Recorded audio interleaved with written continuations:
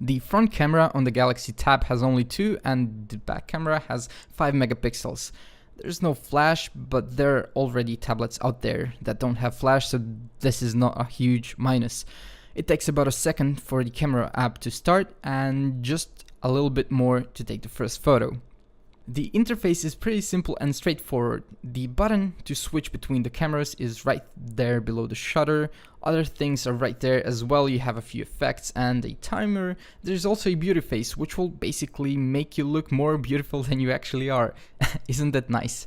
Anyways, the photos from the back camera are usable and they don't have a lot of noise. Pixels and jitter are somewhat visible, although if you resize the photo to fit on a Facebook or Instagram, those pixels won't be visible and the photo can actually look really nice.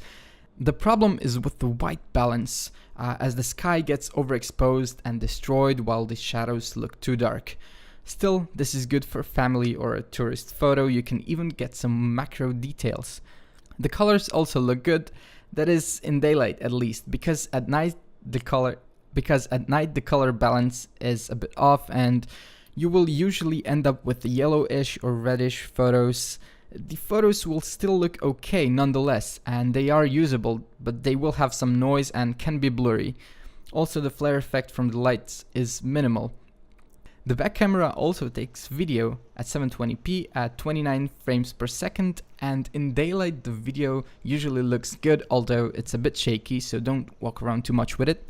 At night the video is darker than the photos and the color balance is again off, but not so much as to make the video unusable, and the only real bad thing about this camera is that it doesn't shoot HD video in 180p.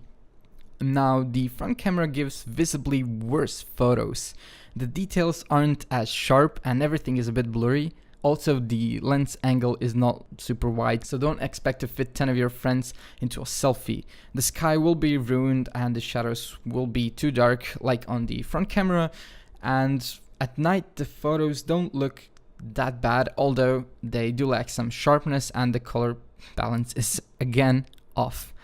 Video at front camera is at 480p with 24 frames per second, and as always on the photos the sky will be overexposed and the shadows too dark, but colors look okay and it doesn't shake all that much. And at night I wouldn't really be using the camera as you can barely see a thing and the video itself is very small. Now, at the end, I can say that the cameras are usable for social networks. You can take photos of friends or such with them. The back camera can give some good photos, although at night both the front and the back camera are not the best, so you can probably use this tablet for some trips and vacations, but don't expect a lot of a night out. Well, that's it.